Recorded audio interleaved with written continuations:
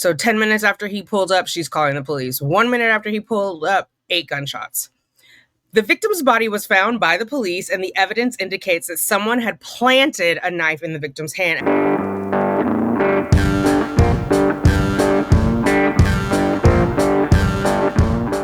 Hello, my true crime lovelies. How are you?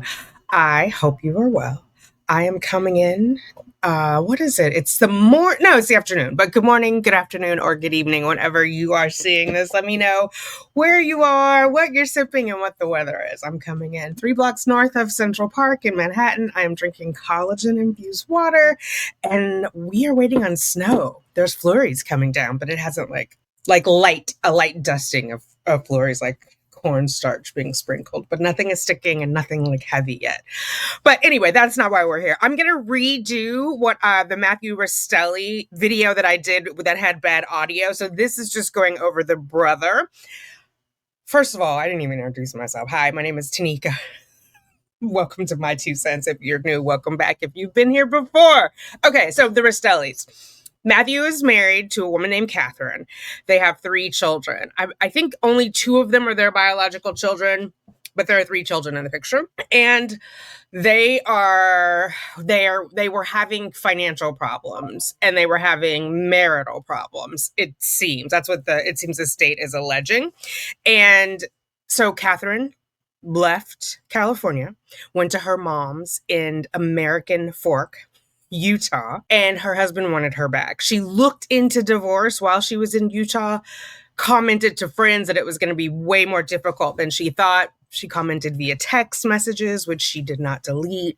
These criminals, air quotes, I use the term loosely, left a huge digital trail, right? So they basically lured, this is what the state is saying, Matthew to Utah under the premise that he was going to pick up his wife and children and take them back home so they could work on their family situation. Unbeknownst to Matt, they put an Apple Air, what is it called? Not an AirWatch. Oh my God. AirTag, an Apple AirTag in his truck in a soft sort of drawer, some kind of storage thing, right?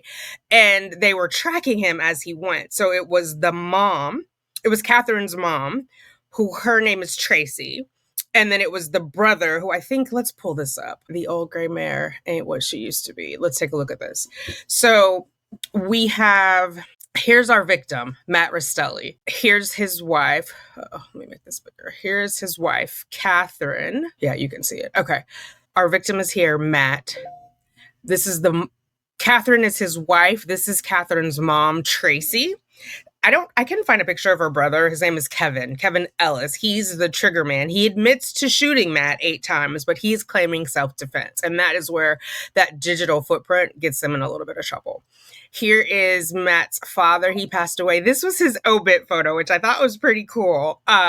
Thomas Restelli passed away in 2020, and then Diane Restelli is there, and she's very much in love with her grandchildren. I think most grandparents are, but so those are kind of that's the lay of the land. So I don't have a picture of Catherine's sister, but her sister was involved. She was accessing the air tag and commenting to Catherine about it. Kevin was accessing it. Tracy was accessing it. Our victim had an Android, so he wasn't alerted. Kathy from Gossip Rumor and Innuendo gives it to me on good authority that if it comes in the vicinity of your phone or other Apple device, it's going to alert you that an Apple tag is nearby. He wouldn't have been alerted because he's on an Android device, and it proves that he didn't put it in, because how was he tracking it without an Apple device? Do you know?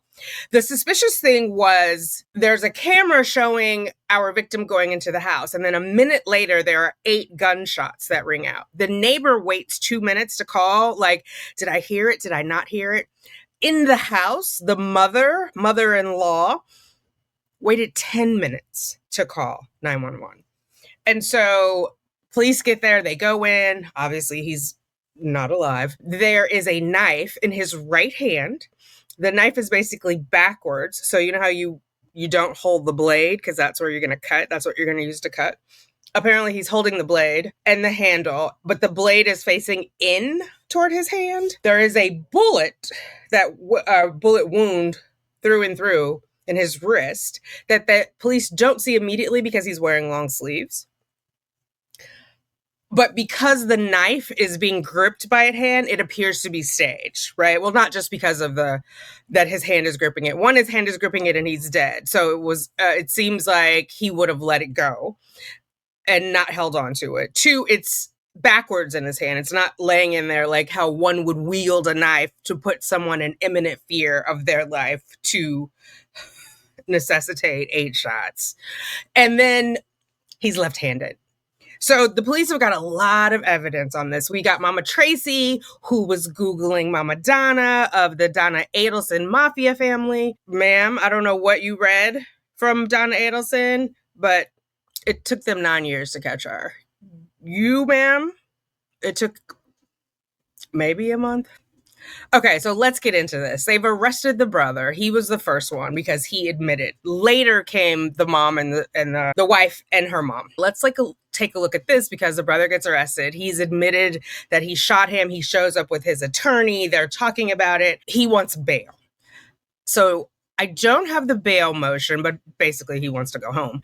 I have the state's reply to the defendant's motion to address bail and custody status. And this was August 6th. So this is relatively new. This happened last year. Some of our cases are like 2-3 years old. Comes now the state through Deputy Utah County James Watabe and pursuant to Utah Code Section 7720201 requests that bail be denied. So Utah is like, keep him right where he is. The code provides that a defendant may be held without bail if he is charged with a felony and there is substantial evidence to support the charge and the court finds by clear and convincing evidence that the defendant would constitute a substantial danger to any other individual or the community after considering available conditions of release that the court may impose if the individual is released on bail, or the defendant is likely to flee the jurisdiction of the court if the defendant is released on bail. I don't know if the brother lived in Utah or if he lived in California. We'll explore that. Let's have that as an open question. Mom definitely was in Utah.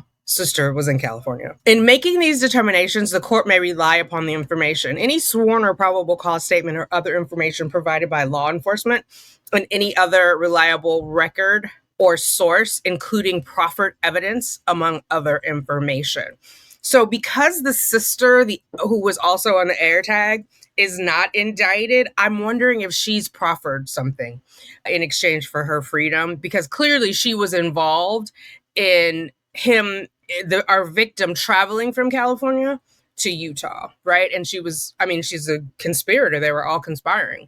Here, the information states that on July 19th, 2024, the defendant shot and killed his brother-in-law while the victim's 2 small children were in the home. Surveillance video shows the victim pulling up at the home at 10:06.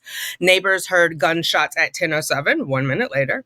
Defendant's mother did not call the police until nearly 10:16. So 10 minutes after he pulled up, she's calling the police. 1 minute after he pulled up, 8 gunshots.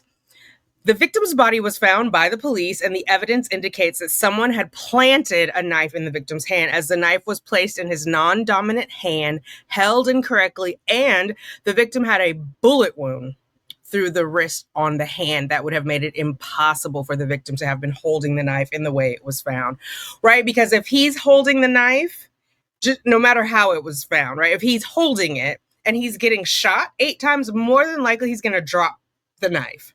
So just that alone, the fact that he was gripping it and it was still in his hand and it was in his hand backwards, it just doesn't look good. And I want to know, what were they doing for those 10 minutes? Because, ma'am, that should have been straightforward to put the knife in there. I'm sure there's a lot of adrenaline and all those things. That's why we don't do crimes, because you don't know, right? It's the law of unintended consequences. Bad things happen. And if you kill someone, bad things should happen to you, in my opinion.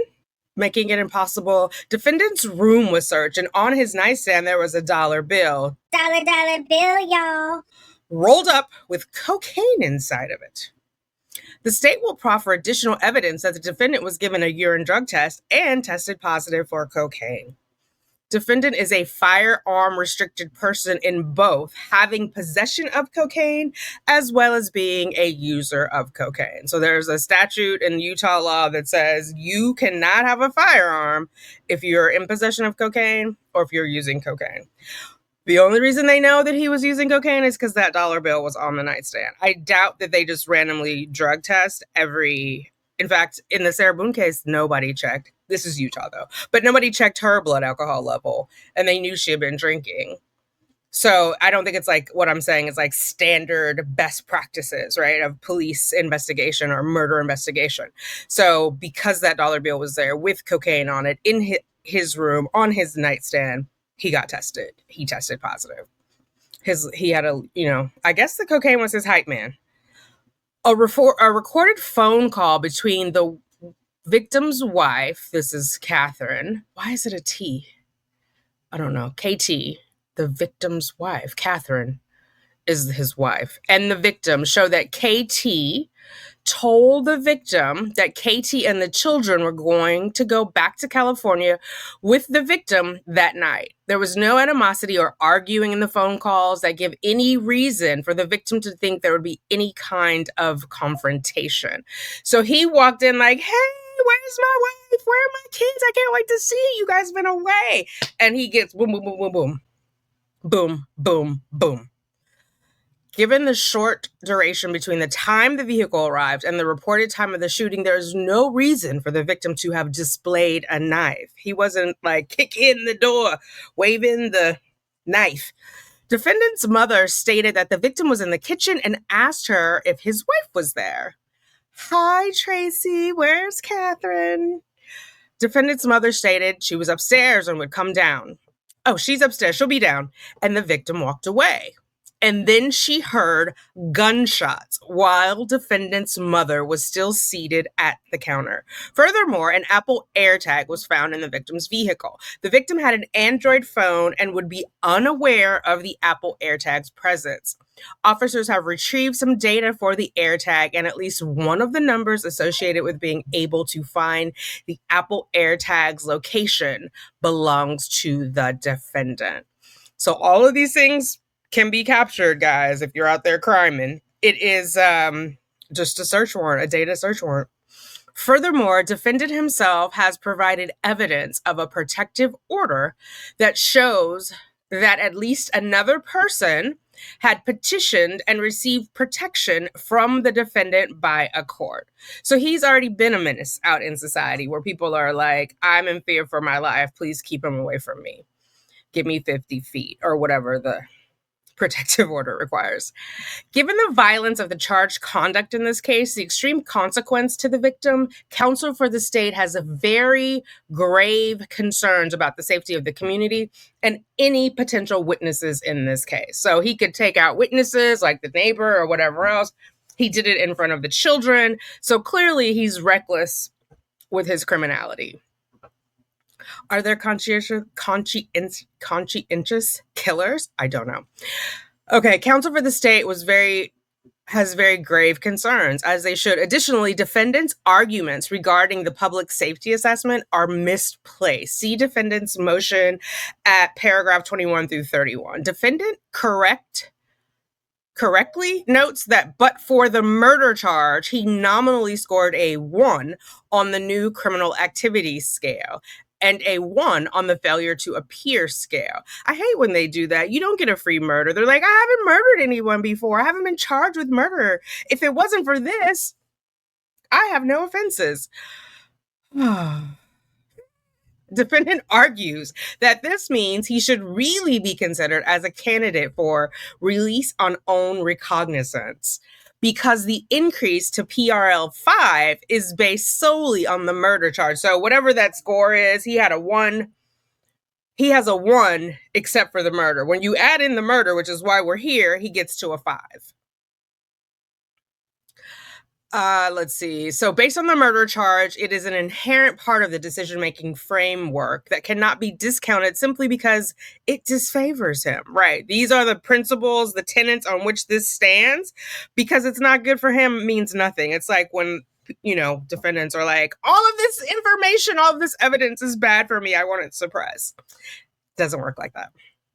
Nor can it properly be argued that his score would have been lower had he committed a less serious offense, like if he had maimed somebody, maybe, and that this court should discount the actual nature of this charge. Defendant's current charge is properly part of the consideration that resulted in PRL 5.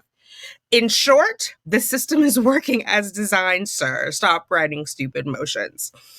Defendant argues that this court should not consider the offense for which he is charged. That seems ridiculous because you're charged for this. This is what you're in front of the judge for.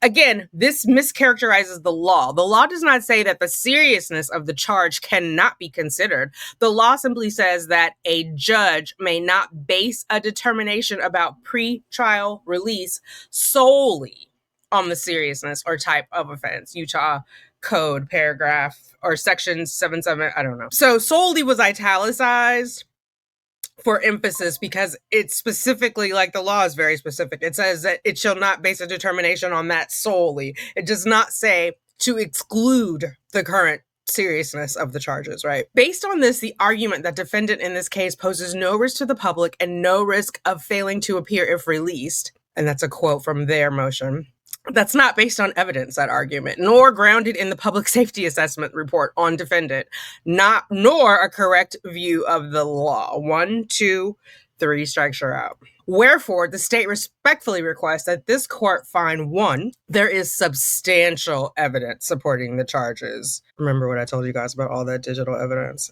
And he already admitted that he did it. He could have an affirmative defense and say, I did it because, which is what he's saying, he was in fear of his life or he was in imminent danger because of the knife. He's admitted he's done it, and there's a lot of evidence that it was premeditated and not self-defense. So, and 2, clear and convincing evidence that defendant presents a risk to any individual and the community, and further request that this court hold the defendant in custody with no bail. Authorized for presentment and filing this August 1st, 2024. So yeah, it's not really looking good for him. You already have a restraining order out. I believe you live in a different state. If not, you have access because the family has part of the family is in California, so he definitely has a way to escape. He's facing first-degree murder charges, so he's incentivized. He shot the children's father while the children were present, right? Hopefully, they were shielded in some way, but I don't know how. Like, I'm sure they heard his voice in the house, Sugar Bear, wherever. If I walk into his school and just say hi, he's like, ah, like he knows it's me. He wants to get a hug. So it's really, really bad. It's really bad. I'm not going to mention the children's name. I'm going to try not to. My old lady brain might accidentally slip up. I just don't want to keep repeating it and have, it just is like wildfire. Then I say it, then you guys say it. Then I just don't want to do that for them. So that is what was here. I want to read this bottom part because it kind of ties. Defendant argued elsewhere in his motion that the seriousness of the charges cannot be considered as a pretrial release factor. So that's why they said it can't solely be, but they're misquoting the law right here, right? Not the state. The state is quoting this to underscore that the defendant is misquoting the law. So again, defendant is conflating the statutory provisions of what the court must impose with what the court may consider. So they're saying court can consider all of it. It's about the totality of the circumstances. And that was signed by Deputy Utah County Attorney James Watabe. Okay, and then after that, still not to be deterred, Kevin files for memorandum in support of bringing a motion for pretrial justification of force hearing. So what is this all about? Let's get into it. Defendant provides this memorandum in support of bringing a motion for a justification of force hearing under Utah Code 76, justified use of force for this case. So they've challenged him. The state has challenged him, like, we don't think you were justified. So now he's responding. At the bail hearing on August 6, 2024, the court requested a memorandum after the defendant put the court and state on notice of his intent to file a motion for justified use of force pursuant to Utah Code 76-2309. In this case, because at the time of the defendant's notice, the state raised the issue that the defendant was precluded from using this defense because this case was a domestic violence case, and the justified use of force statute excludes domestic violence cases from using this statute. The following memoranda supports using the justified use of force statute for this case. This memorandum is not the motion for the justified use of force. This is the memorandum that supports the applicability of using the justified use of force status as requested by the court. So the court told them, before you send me the motion for the justified use, I need a memo that supports how it's applicable. Basically, he wants case law, really, right? Like, what is this? And he's going to look it up. They're going to look it up. As requested by the court in response to the state's claims, the defendant will file this motion for justified use of force separately. Following directions is always good. Memorandum, the Utah Code 762309, justified use of force. Relevant sections to this memorandum states 762309, justified use of force. We have a footnote. Let's just go look at it while we're here. Paragraph 3 of the statute, which explains the process, is omitted for clarity. I guess they're saying the judge knows it. I don't know how you omit something for clarity. The more, the merrier. I jest. The pretrial justification hearing process described in subsection 3A and B does not apply if the individual against whom force was used or threatened is a law enforcement officer as defined, so we know it's not a law enforcement officer. The officer was acting lawfully in the performance of the officer's official duties. That was 2. And then 3, the officer was identified as an officer by the officer in accordance with applicable law. Police, freeze! The individual using or threatening to use force knew or reasonably should have known that the officer was a law enforcement officer. So all of that is moot because neither of the parties was Leo. The charge filed against the defendant for which the defendant seeks a pretrial justification hearing is an infraction, a Class B or C misdemeanor, or domestic violence offense as defined in Section 7636(1). So definitely not a misdemeanor or an infraction because someone's died at his hands. They are saying the state is alleging that it's a domestic violence offense, which also would be an exclusion. And defense is saying, no, they were not in a relationship. The defendant will claim a justified use of force under Utah 762402. But even though, so this only gets them but so far, right? Because this will allow them to advance to the next, do not pass go. However, you still have to prove that there was some reason to use the force, right? That's going to be hard. During the bail hearing, the state contended that the first charge in this case is a domestic violence offense, and therefore, pursuant to Utah Code, the pretrial justification process does not apply because Utah Code lists domestic violence as a charge that is excluded from using the pretrial justification process.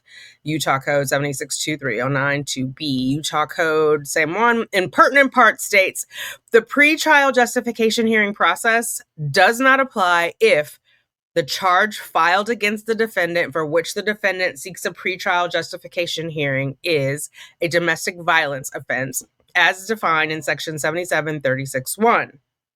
Reviewing Utah Code of the same to determine if the charge at issue in this case is considered a domestic violence offense, we find that 7736(1)(4)(a) defines domestic violence as domestic violence or domestic violence offense means any criminal offense involving violence or physical harm or threat of violence or physical harm or any attempt, conspiracy, or solicitation to commit a criminal offense involving violence or physical harm. So there definitely was a conspiracy to commit this criminal offense. Just saying. When committed by one cohabitant against another. They were not cohabitant. Emphasis added, so he underlined that. In addition, Utah Code defines cohabitant as, cohabitant means the same as that term is defined in Section 78B.7 or 78B.7.102. Looking at that code for the definition of cohabitant, it states, so they lay the foundation, where are we getting this cohabitant definition from? And then they're going to give you the definition. Cohabitant means an emancipated individual under Section 1521, or an individual who is 16 years or older, so you can't legally beat your children, is or was a spouse of the other party, is or was living, well, once they're 16, is or was living as if a spouse or other party, so that's not them, is related by blood or marriage to the other party as the individual's parent, grandparent, sibling, or any other individual related to the individual by consanguinity or affinity to the second degree. So this is what I have a question about, because isn't he technically a sibling by marriage if he's a brother-in-law? Let's look up this one, consanguinity. The fact of being descended from the same ancestor. The marriage was annulled on grounds of consanguinity.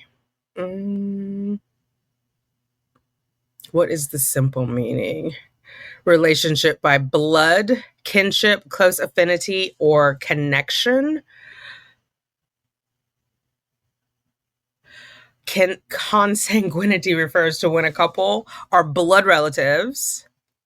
Virginia.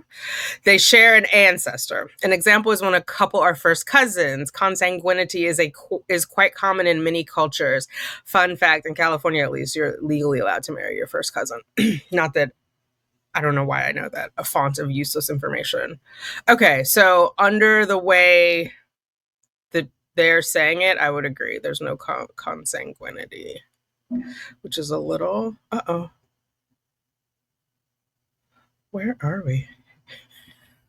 I'm like all over the place here. Okay. There we are.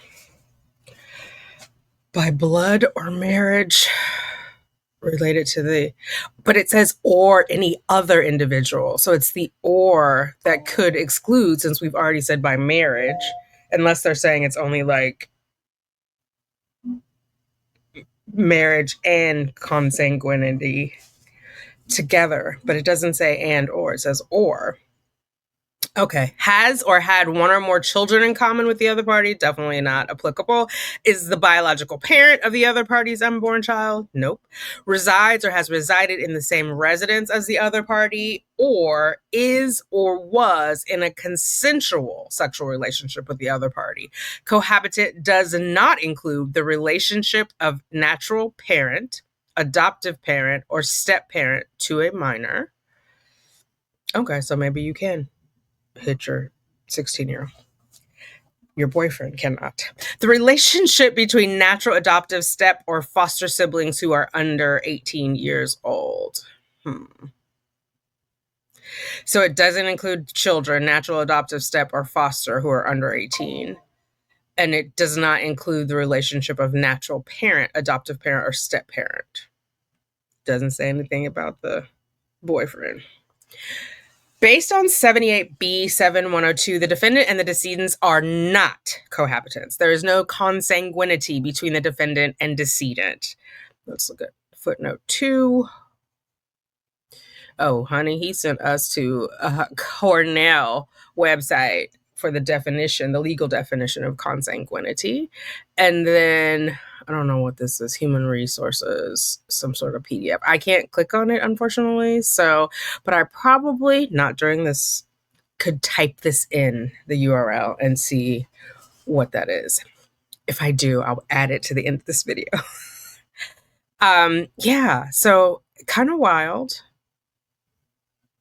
Therefore, based on the statutory definition of domestic violence offense found in 7636(1), the necessity of the parties being cohabitants to be considered a domestic violence offense pursuant to that same, oh no, it's a different one, 78B7102, and considering the relevant charge in this case, it is not considered a domestic violence charge, and the defendant is not excluded from a motion for a pretrial justification hearing pursuant to 762309. The defendant Shout out to Susan Opper. Having the statutory authority to claim justification for the use of force will therefore be filing a motion for a pretrial justification hearing as previously stated to the court and the state. Dated August 12th, Kenneth R. McCabe. In other words, he said what he said, ma'am. He said what he said. We're filing this because y'all are off your rocker. So, battle of the law, battle of the understanding of the law, right? Defense is checking the state on you're not applying the law correctly after the state checked the defense on you're not applying the law correctly. So, that's why we have judges. He's going to make the call. I think it's bananas. I think they all should be in jail immediately. I think this is the dumbest crime ever committed. I think they shouldn't have Googled the Adelsons unless they were looking for pen pals. Between this, the Shayna Gardner trial where they killed the father for the kids, like, y'all get a divorce or don't have children. California Cryobank or California Sperm Bank, I promise you, you never have to worry about that man. You can look for all the pedigree you want to. He's not coming to take your children, though. Just saying. What do you guys think? I want to know what's going on with the sister. So I'm going to do a little more digging. I'm trying to find, I need to get something notarized, which I'll do tomorrow to get access to that website. So once that happens, I'll have more info, but there's a lot going on and it's pretty scary. I don't think there's a trial date yet, but we'll be tracking this. This is on our list of 2025 cases to track. So let me know what your thoughts are and if you have any additional info that I may have missed or that a rabbit hole that I should go digging down. All right, I'll talk to you guys later. Toodles. Remember to give yourself grace. Talk to you later.